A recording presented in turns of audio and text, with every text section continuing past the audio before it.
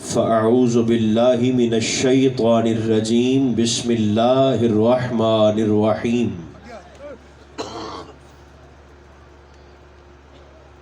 لا تتبع الهوى فيضلك عن سبيل اللہ صدق اللہ مولانا العظیم۔ محبت اجازت دے تو سبھی احباب خلوص کے ساتھ درود و سلام پڑھیے۔ الصلاۃ والسلام علیک یا رسول اللہ، الصلاۃ والسلام علیک یا حبیب اللہ، الصلاۃ والسلام علیک یا رحمۃ للعالمین، وعلی آلک و اصحابک سیدی یا شفیع المذنبین۔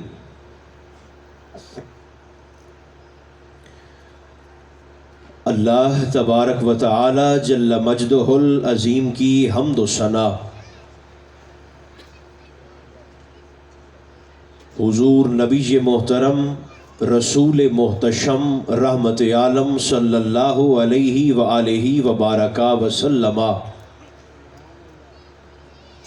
کی ذات بے کس پناہ پر بے شمار ہدیہ درود و سلام عرض کرنے کے بعد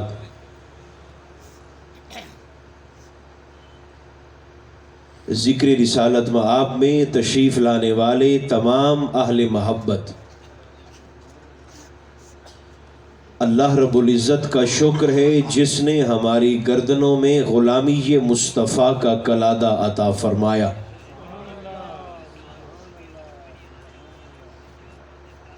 اور فضل بالائے فضل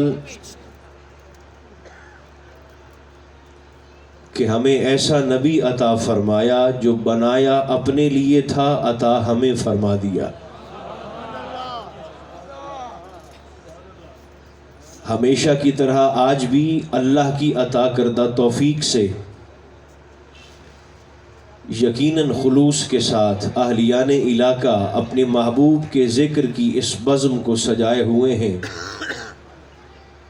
ہدیہ تبریک پیش کرنے کے ساتھ ساتھ میں دعا گو ہوں رب ذوالجلال آپ کی توفیقات میں مزید اضافہ فرمائے، یہ حاضری ہم سب کی خطاؤں کا کفارہ بن جائے۔ اللہ کریم حضور کی نگاہ کرم امت پر متوجہ فرما کر ہم سب کا خاتمہ ایمان پر فرمائے۔ تھوڑی سی آواز بڑھا دیں۔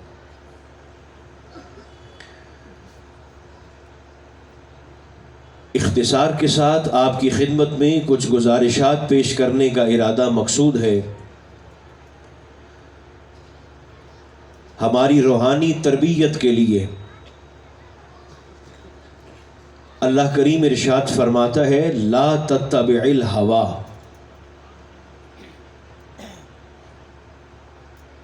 فرمایا لوگو تمہاری زندگی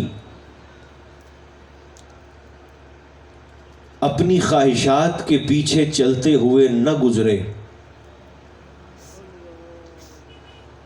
اپنی تمناؤں کو اپنا قبلہ نہ بنانا، اپنی آرزوؤں کی پرستش نہ کرنا، اور اگر تم نے ایسا کیا کہ تمہاری ساری زندگی ہوائے نفس کی تکمیل میں بسر ہو گئی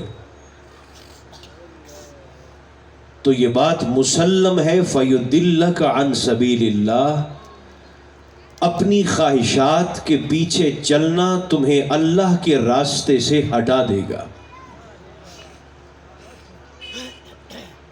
اپنی مرضی کے پیچھے چلنا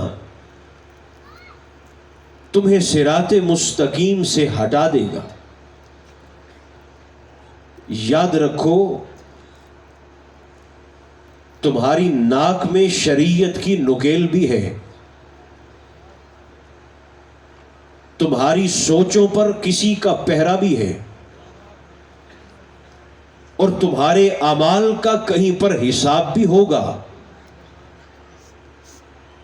اپنی آرزوؤں کو اپنا قبلہ نہ بنانا، اپنی چاہت کو اپنی زندگی کا مقصد نہ بنانا. تمہاری خواہش دین کے تابع رہنی چاہیے. جو مزاج میرا اور آپ کا بن چکا ہے، گفتگو کے آغاز میں ہی عرض کر دیتا ہوں، جتنی افراتفری اور مارا ماری مذہبی لوگوں میں ان دنوں میں دیکھنے میں آئی ہے،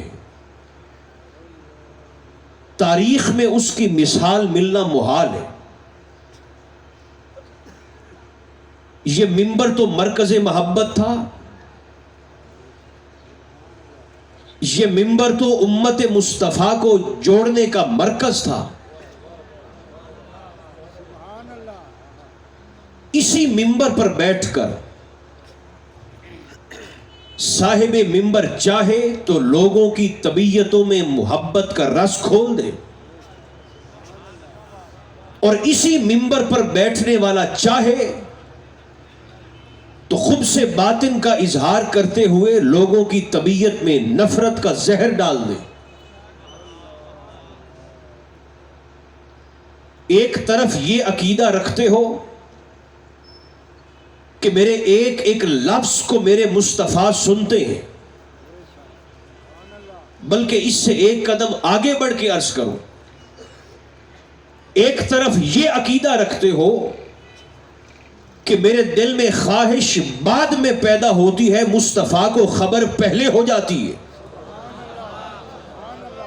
پھر اسی مصطفیٰ کے منبر پر بیٹھ کر ایک شخص اٹھتا ہے اور ہاتھ میں عظمت صحابہ کا نام نہاد علم تھام کر خاندان مصطفیٰ پر جسارت کرتا ہے. اور اسی منبر پر ایک دوسرا شخص اٹھتا ہے جواباً، اور ہاتھ میں نام نہاد عظمت اہل بیت کی چھتری کو تھام کر ان شخصیات پر زبان درازی کرتا ہوا دکھائی دیتا ہے کہ آفتاب نبوت کی کرنیں اس کائنات میں سب سے پہلے جن کے وجود پر پڑی وہ حضور کے صحابہ کرام نہیں تو اور کون ہے. اہل سنت تو حیا کا مسلک تھا، اہل سنت تو اعتدال کا مسلک تھا، اہل سنت تو ادب اور حیا کا مسلک تھا. یہ تو امت مصطفیٰ کا سواد اعظم تھا. آپ اپنی نالائکی کی وجہ سے، کم فہمی اور بے حکمتی کی وجہ سے اس امت مصطفیٰ کے سواد اعظم کو چھوٹا سا جتھا بنانے پر تل گئے. تقسیم در تقسیم در تقسیم ڈال دیا اپنے مسلک میں.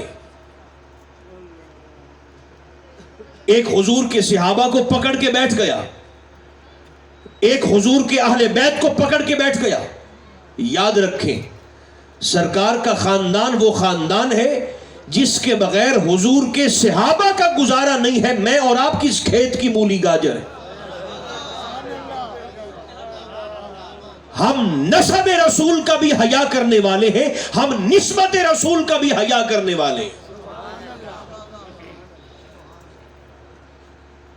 عظمت صحابہ سیکھنی ہے تو مصطفیٰ سے سیکھو. ایک ایک لفظ پر غور فرمائیں گے، میں نے بڑی جلدی بات کو ختم کرنا ہے. عظمت صحابہ سیکھنی ہے تو حضور سے سیکھیں، حضور سب کے سانجے ہیں. اور دوسروں سے کہتا ہوں، عظمت اہل بیت سیکھنی ہے تو حضور کے صحابہ سے سیکھو. صحابہ کو تم نے بظاہر ٹھیکیدار بنے ہوئے ہو.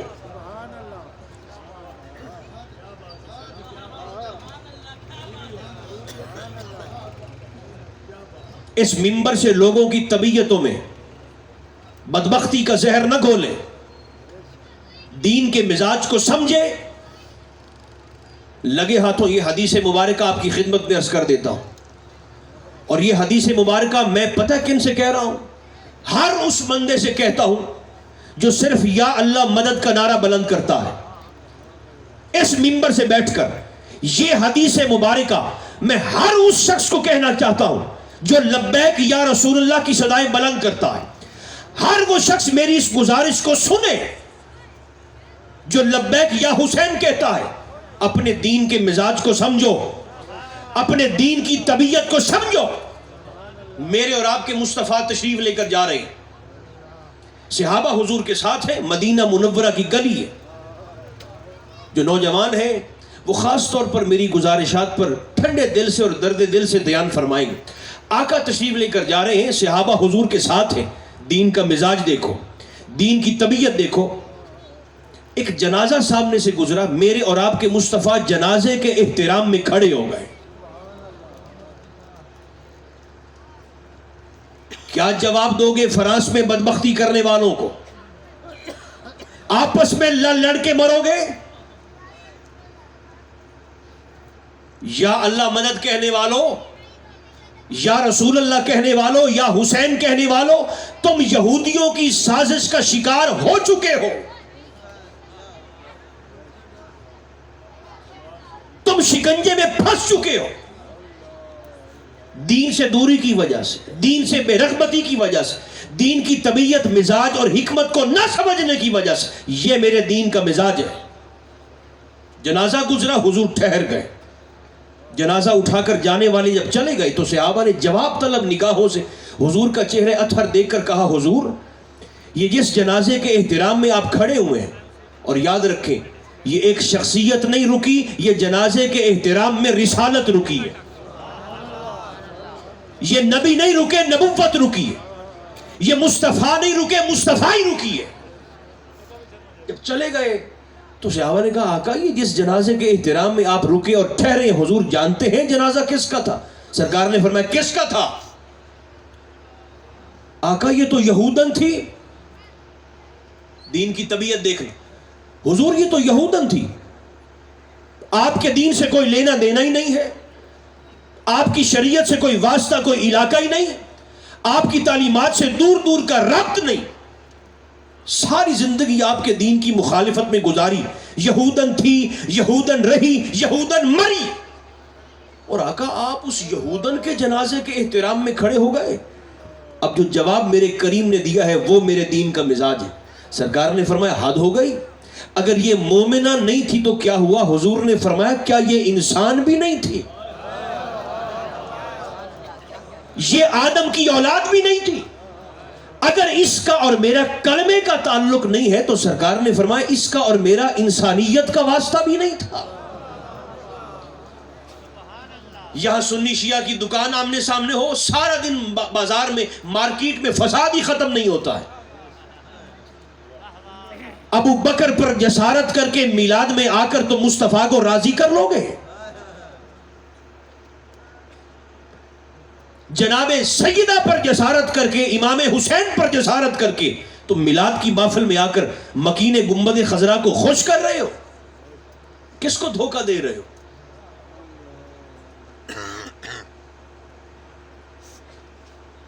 یہ درد دل ہے، اس کو محسوس فرمائیں گے آپ۔ وہ بیلیو، سرکار کا ذکر تو دلوں کو نرم کرتا ہے۔ لائٹنگ تو ہم لگا دیتے ہیں، اپنے کردار سے بھی میلاد النبی کی اور محبت رسول کی خوشبو آنی چاہیے کہ نہیں آنی چاہیے؟ اللہ بھلا کرے، کسی نے کہا ہے کہ اگر یہ چائنا کی لائٹنگ نہ ہوتی تو کردار سے عشق رسول ثابت کرنا ہمارے لیے مصیبت بن جاتا۔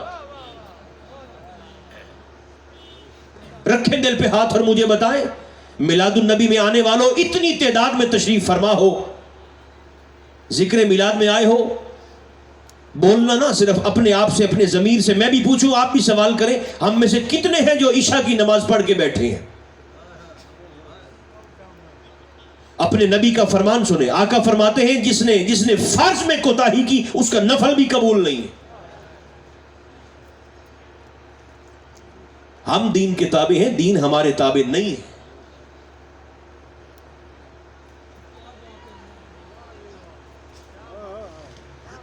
عظمت صحابہ سیکھنی ہے تو آؤ بارگاہ مصطفیٰ میں چلیں۔ آج جس کو باپ دادا کی قبر کا نہیں پتا، جس کو نانا پڑنانا کے نام کا، مزاج کا، طبیعت کا نہیں پتا، وہ بھی اٹھتا ہے اور سرکار ابو بکر پر جسارت کرتا ہے۔ یہ منظر اپنے ذہن میں لائیں. سرکار کی محفل سجی ہے مدینہ منورہ میں, میرے اور آپ کے آقا بھی تشریف فرمائے. حضور کے صحابی سرکار ابو درداء آ گئے, اور آپ یقین کریں یہ حدیث پاک جب سے پڑھی ہے اور سنائی اور سنی ہے, حالانکہ نارملی ایسا ہوتا نہیں تھا سرکار دو عالم علیہ السلام کی بارگاہ میں جو آج اور یہاں پر ہوا ہے. ابو درداء حضور کے صحابی ہیں, وہ سرکار کی بارگاہ میں آئے. اب وہ خود بیان کرتے, کہنے لگے میں جیسے ہی سرکار کی بارگاہ میں پہنچا نا, میں نے حضور کو سلام کیا, السلام علیکہ یا رسول اللہ. کہنے لگے حضور نے مجھے سلام کا جواب بھی نہیں دیا اور چہرہ بھی پھیر لیا. میں سمجھا شاید حضور میرے سلام کو سماعت نہیں فرما سکے. میں تصدیق کے لیے, تسلی کے لیے پلٹ کر اس طرف سے آیا, آقا کو دوسری بار سلام کیا. حضور نے میرا سلام سن لیا مگر مجھے جواب بھی نہیں دیا اور دوسری بار پھر چہرہ پھیر لیا. نبی کا چہرہ پھیرنا کیا ہوتا ہے کسی صحابی سے پوچھو. عمل تو ہمارے پلے ہے کوئی نہیں. ہر کوئی جانتا ہے میرے دن کیسے گزرتے ہیں, میری راتیں کیسی گزرتی ہیں. ایک آسرا ہے تو اشارہ ابرو مصطفیٰ کا. اور ابو درداء کہتے ہیں مجھ سے حضور نے ہی چہرہ پھیر لیا. تیسری بار پھر سلام کرتا ہوں, سرکار نے جواب بھی نہیں دیا. تیسری بار رخ زیبا پھیر لیا. فرماتے ہیں اب نہ میں مرتا تھا نہ جیتا تھا. میں نے ہاتھ باندھے کہا حضور اگر کوئی غلطی کوئی کوتاہی ہے تو ارشاد فرمائیں, مگر حضور ایسے مجھ سے نگاہیں تو نہ پھیریں. سرکار نے فرمایا تجھ سے بہت بڑا جرم ہوا ہے. آقا کیا ہوا؟ حضور نے فرمایا کل تو مدینہ منورہ کی گلی میں جا رہا تھا.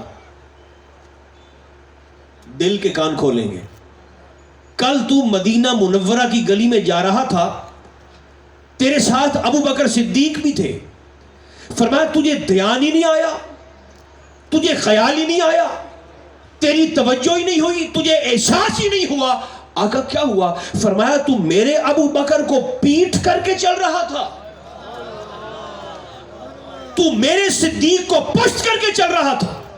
جا تجھے تیرے سلام کا جواب نہیں دیتا. میرا یہ جملہ یاد رکھنا, ابو بکر سے منہ موڑنے والا, صدیق اکبر کو پیٹ کرنے والا حضور کا صحابی بھی ہو تو مصطفیٰ اس کے سلام کا جواب نہیں دیتے.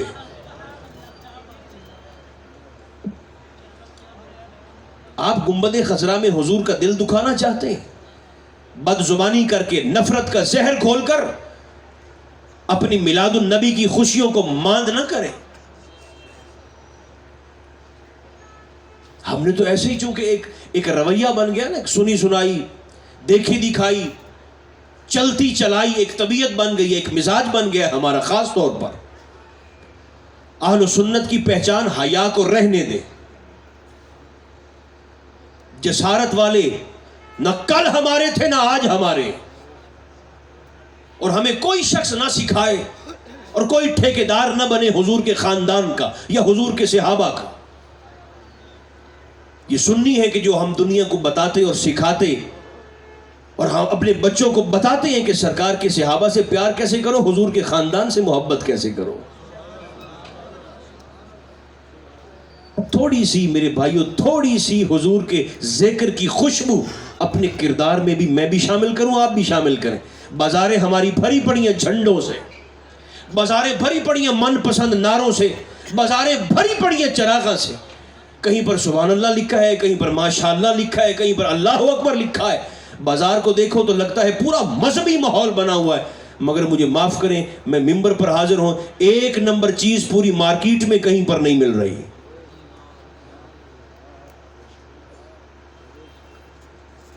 فرانس کی چیزوں کا بائیکاٹ ضرور کرو, مگر اپنی چیزوں میں ملاوٹ نہ کر کے عاشق رسول ہونے کا ثبوت بھی تو دو نا. آپ اگر بول سکتے ہیں تو دفعہ زور سے سارے ہی بول دیں سبحان اللہ. اگر فرانس کی مصنوعات کا بائیکاٹ کرنا ہے, جو کہ کرنا بنتا ہے, اب میں کیسے آپ کی خدمت میں عرض کروں, آپ کی طبیعت پر میری باتیں مزید بوجھ نہ بنے. دیکھیں جو صحابہ پر زبان درازی کرتا ہے نا, اور جو اہل بیت پر زبان درازی کرتا ہے, دلیل دونوں کے پاس ایک ہے, اور بڑی بھونڈی دلیل ہے, بڑی گھٹیا دلیل ہے. دلیل کیا ہے؟ وہ کہتے ہیں دیکھ لیں جی, ابو بکر آپ کے نزدیک ہوں گے, صدیق اکبر ہمارے نزدیک تو نہیں ہے ایک لمحے کے لیے جاگنا، صرف آنکھوں کا جاگنا کافی نہیں ہے، دماغوں کا جاگنا بھی ضروری ہے. یہ میری گزارش قبول فرمائیں، اس کے بعد پھر آپ کے ذوق کی بات بھی عرض کرتے ہیں، مگر پہلے یہ میرا درد قبول فرمائیں. دلیل کتنی گھٹیا اور پست ہے. آپ کے نزدیک ہوں گے صدیق اکبر، ہمارے نزدیک نہیں ہے، لہٰذا جو جی میں آئے گا ہم کہتے پھریں گے. یہ دلیل دیتے. اور جواباً دوسرا طبقہ دلیل دیتا ہے، حسین آپ کے نزدیک ہوں گے امام حسین، ہمارے نزدیک حسین کی امامت قابل قبول نہیں ہے، ہم صرف حضرت حسین کہیں گے، جو جی میں آئے گا ہم کہیں گے. اگر اس بات کو دلیل مان لیا جائے کہ یہ شخصیت آپ کے نزدیک عزت والی ہے، میرے نزدیک نہیں ہے خدا پناہ، تو جو میرے جی میں آئے گا میں کہوں گا. یہی دلیل اگر فرانس والے مجھے اور آپ سے کہے کہ نبی تمہارا ہے، کلمہ تم نے پڑھا ہے، رسول ہمارا تو نہیں ہے، جو ہمارے جی میں آئے گا ہم کہتے پھریں گے. چاہے بدبختی کرتے ہوئے خاکے بنائیں، چاہے بدبختی کرتے ہوئے کارٹون بنائیں، چاہے اپنی خباثت کا بدبختی کا اظہار کسی بھی صورت میں کریں، نبی تمہارا ہے. اگر فرانس والے کہہ دیں نبی تمہارا ہے ہمارا تو نہیں ہے، ہمارے پاس سوائے شرمندہ ہونے کے جواب کیا ہوگا؟ ایک دوسرے کے مقدسات کا حیا کرو.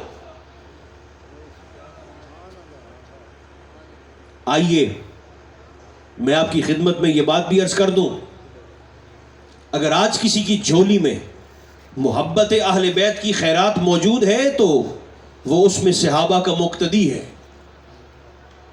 محبت اہل بیت میں صحابہ ہمارے امام ہیں، ہم ان کے مقتدی ہیں. میری گزارش پہنچ رہی ہے کہ نہیں پہنچ رہی؟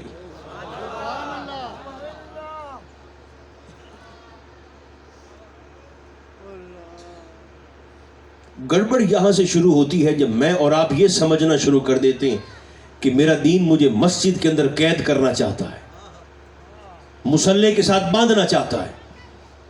ہرگز نہیں. اسلام معاملات کا دین.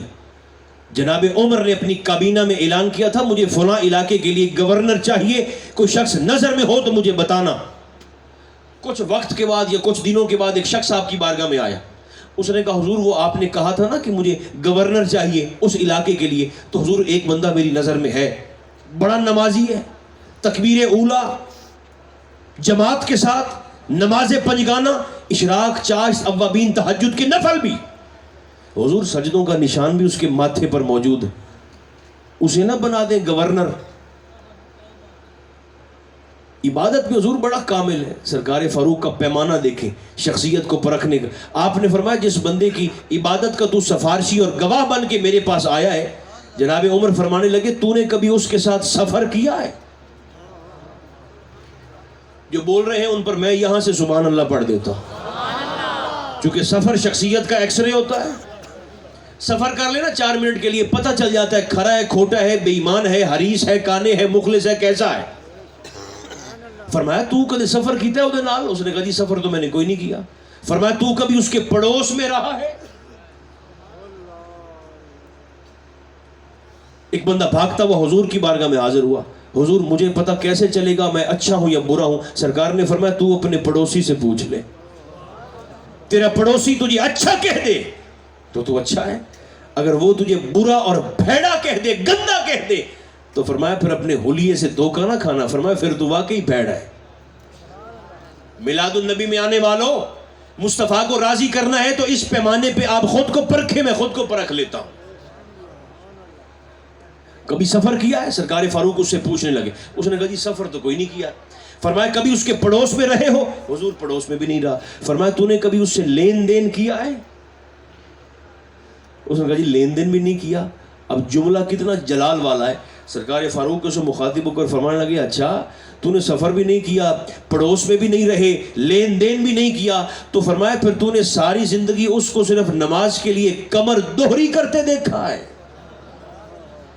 صرف رکوع اور سجدے کے لیے اٹھک بیٹھک کرتے دیکھا ہے. فرمایا مجھے گورنری کے لیے وہ شخص چاہیے جو حقوق اللہ میں بھی کامل ہو اور حقوق العباد میں بھی کامل ہو، جس سے بندے بھی راضی ہو. علاقے کے لیے میں درد سر بنا ہوں، مسلک کے لیے میں وبال جان بنا ہوں، پڑوسیوں کے لیے، اہل خانہ کے لیے میں عذاب بنا ہوں۔ آپ یقین کریں یہ اتنے بڑے بڑے پاپ ہیں جو 3 گھنٹے ذکر میلاد میں بیٹھ کر بھی معاف ہونے والے نہیں ہیں۔ اپنے رویوں پر میں اور آپ نظر ثانی کریں۔ حضور علیہ السلام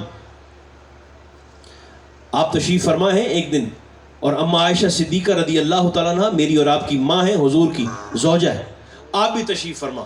کبھی اتنی توجہ ہم نے دی ہے اپنی اپنی بیویوں پر؟ میرا یہ جملہ یاد رکھنا، جن کی توجہ کا مرکز حضور کا منبر، ذکر میلاد میں آ جانا کمال نہیں ہے، اس میلاد کو گھر لے کر جانا کمال ہے۔ نعرہ تکبیر، نعرہ زور سے رسالت، زور سے جواب۔ نعرہ حیدری، نعرہ غوثیہ۔ یہ خوشبو ہر شخص اپنے اپنے ساتھ اپنے اپنے گھر میں لے جائے۔ اتنا دھیان کبھی بیویوں پر دیا ہے؟ آقا تشریف فرما، اچھا ہور سانو حضور دیا ساریاں سنتاں یاد ہیں۔ سبحان اللہ۔ ہم نے دستار کا بھی خیال رکھنا ہے، ہم نے داڑھی شریف کا بھی خیال رکھنا ہے، ہم نے سفید کپڑوں کا بھی خیال رکھنا ہے، ہم نے کھانے کے بعد لنگر کی پلیٹ کو بھی صاف کرنا ہے۔ ساری سنتیں ہمیں حضور کی یاد ہیں۔ اس سنت رسول پر کس نے عمل کرنا ہے؟ 63 سال ہے میرے اور آپ کے مصطفیٰ کی ظاہری عمر شریف، 63 سال، 11 ازواج مطہرات ہیں حضور علیہ السلام کی، مگر قربان نہ جائیں 63 سال میں ایک مرتبہ بھی حضور علیہ السلام نے اپنی کسی زوجہ کو تھپڑ نہیں مارا۔ بیوی کو نہ مارنا بھی حضور کی سنت ہے۔ سبحان اللہ، واجب ہے۔ اس سنت رسول پہ کس نے عمل کرنا ہے؟ ہم بیوی کو اولاد کے سامنے بے عزت کر دیتے ہیں، بد زبانی سے، بد کلامی سے، اکھڑ مزاجی سے اس کو رسوا کر دیتے ہیں۔ دیکھیے حضور کی سنت، سرکار نے فرمایا عائشہ جب تم مجھ سے خوش ہوتی ہے نا مجھے پھر بھی پتہ چل جاتا ہے، جب ناراض ہوتی ہے مجھے پھر بھی پتہ چل جاتا ہے۔ سبحان اللہ۔ اما عائشہ صدیقہ مسکرائی اور کہنے لگی حضور آپ کو کیسے پتہ چلتا ہے؟ سرکار نے فرمایا میں نے 2 نشانیاں رکھی ہوئی ہیں۔ سبحان اللہ۔ حضور اماں جان سے فرمایا میں نے 2 نشانیاں رکھی ہیں۔ عرض کیا حضور کون سی نشانیاں ہیں؟ مسکرا پڑی۔ سرکار نے فرمایا عائشہ جب تم مجھ سے راضی ہوتی ہے نا، خوش ہوتی ہے، اور بات کرتے ہوئے کبھی قسم کھانی پڑ جائے تو تو مجھے کہتی ہے لا ورب محمد، مجھے رب محمد کی قسم ہے۔ سبحان اللہ، واجب ہے۔ جو بول سکتے ہیں بول لیں، وہ طاقت اور زور کس کے لیے بچا کر بیٹھے ہیں؟ سبحان اللہ۔ خوش ہوتی ہے تو کہتی ہے لا ورب محمد، مجھے رب محمد کی قسم۔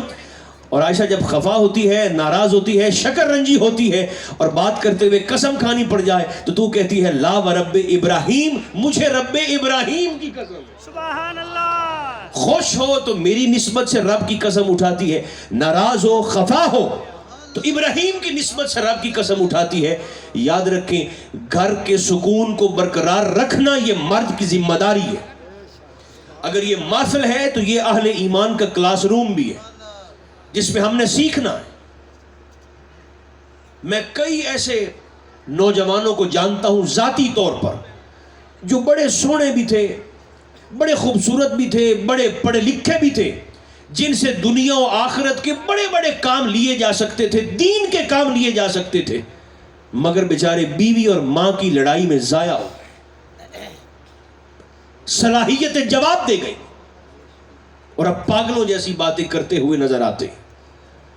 حکمت کے ساتھ اپنے گھر کے ماحول کو بھی اچھا رکھیں، نسبتوں کا حیا کریں۔ حضور عزت کا مرکز ہے اور جس کو اس مرکز سے نسبت ہوتی جائے گی وہ ہمارے سر کا تاج بنتا جائے۔ عظمت ابو بکر قبول فرمائی ہے نا، عظمت اہل بیت بھی قبول فرمائیں گے آپ۔ یہ تو خاندانی کریموں کا ہے، کس سے بھاگتے پھرتے ہو؟ ایک ایک فرد کریم۔ مولانا روم نے مثنوی شریف جن کی کتاب ہے مولانا روم، آپ نے ایک حدیث مبارکہ لکھی ہے، میں آپ کی خدمت میں عرض کر دیتا ہوں جلدی سے۔ یہ کریم کیسے؟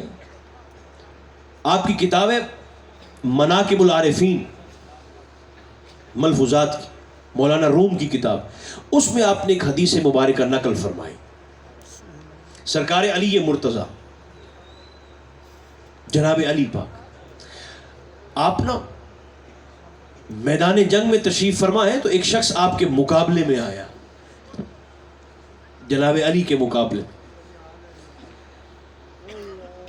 بسم اللہ. نعرہ تکبیر، نعرہ تکبیر، نعرہ رسالت، نعرہ تحقیق، نعرہ حیدری، نعرہ غوثیہ، اللہ محمد 4 یار حاجی خواجہ